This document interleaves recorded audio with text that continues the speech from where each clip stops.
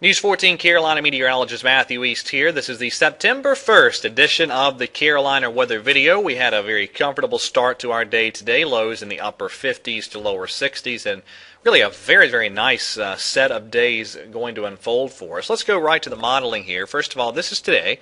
Off the GFS, we should see a dry day out there. High temperatures mid to upper 70s and very low levels of humidity on tap today. Very nice day. There's your high temperature look across the country today. The heat out in the desert southwest. Lots of very comfortable air all across the eastern United States. Tonight, look at the cool air. We're looking at some 40s in the Great Lakes, and I think around here a lot of middle 50s, maybe some upper 50s in some spots, but anyway, you look at it, a very pleasant night on tap for tonight. Maybe a good night to leave those windows open, let some of that fresh autumn-like air in, as it's going to be a comfortable night ahead. And we have a lot to talk about in the tropics, by the way. If you're tuning in for that, hang on. We're going to get to that and spend a lot of time on that. Let's look at tomorrow. Another very nice one. High pressure over the New England states, beginning to, or I should say continuing to wedge down the eastern side of the mountains. Tomorrow looks like a day very similar to what we'll see today, a partly cloudy sky. Highs in the mid to upper 70s. Now, one little fly in the ointment as we go through this work week. Let me show you the upper air pattern. This is valid at 8 o'clock in the morning Thursday. And this is what you call a trough split. The main portion of the trough off in Canada, but a little piece of that energy is split off here in the southeastern part of the country.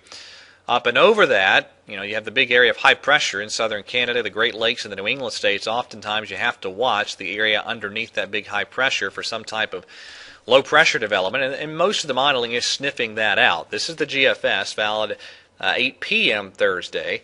And it's popping a little low pressure off the coast from Wilmington there and throwing some rain back into the Carolinas. A lot of the modeling does that. Now, what I've done with today's forecast package is I've kept that rain chance off to the east of the Charlotte and the Triad zones over in the eastern part of the state.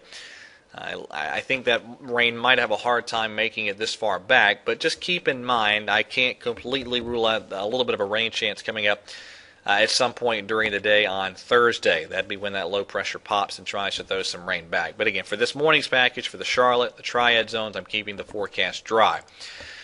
Let's go on out now to Friday evening. And things look good for Friday. We're seeing high temperatures all this week in the mid to upper 70s.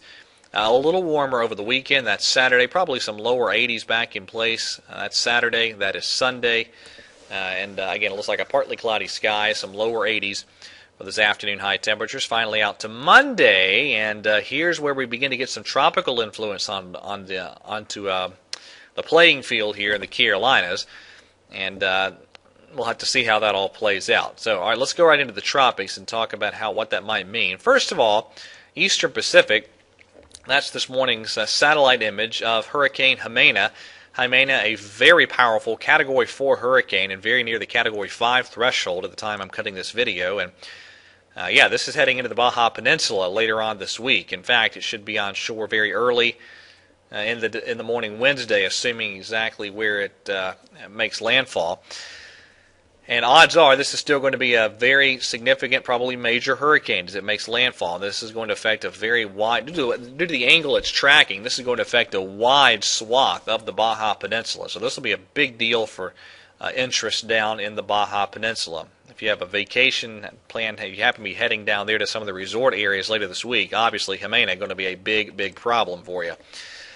And of course, as is often the case, you don't have just the waves and the wind to be concerned about down there in the Baja. You have the mountainous terrain, flooding, mudslides, the whole deal. That'll be a big weather story later this week. All right, into the Atlantic Basin. We do not yet, at the time I'm cutting this video, early in the morning here on Tuesday, we don't yet have a classified tropical system. But boy, that is a healthy-looking tropical wave. Look at all the outflow fanning out from that in most directions.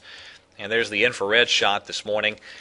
The enhanced infrared imagery. Now, it's a little tricky. It looks like the low-level center that's trying to develop might be on the very western edge of that convection. But either way, this sure looks like it's going to become a classified system very soon.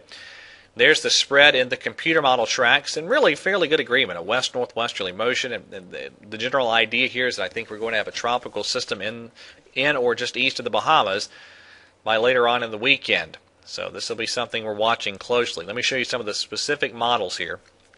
This is the Hurricane Wharf out to the end of the run.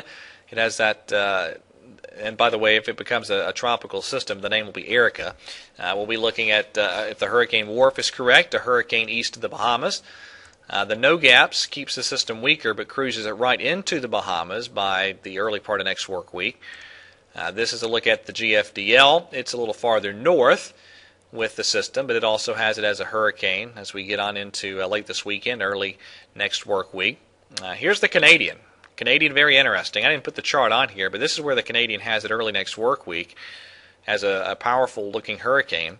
And it actually takes this directly into the northern part of North Carolina or the Virginia area, maybe the Delmarva Peninsula, somewhere in that area. It takes it in there by Monday evening as a pretty strong tropical system. So that's the Canadian. This is the GFS. It keeps the system much, much weaker and cruises it toward the Bahamas as we get out toward early next work week. And finally, the European. This is the operational European. It, again, recurves this. And it is really the only model indicating, at least of the most of the major models, it's the only model indicating a recurving system out of this. But, so you would say that's an outlying scenario, but you have to remember back to Bill, the European was the one that sniffed out that Bill was going to recurve into the Atlantic when many of the other models were taking it into the U.S. mainland. So you have to give the European solution credence. That is a possibility. So, the general idea here, I think pretty soon we're going to be having Erica on our hands, and it could very well wind up being a threat to the East Coast next week. So we'll keep a close eye on that for sure. Remember, tropical updates, 21 and 51 minutes past the hour on News 14 Carolina. All right, that's it for today's edition of the Carolina Weather Video. Have a great Tuesday, and God bless.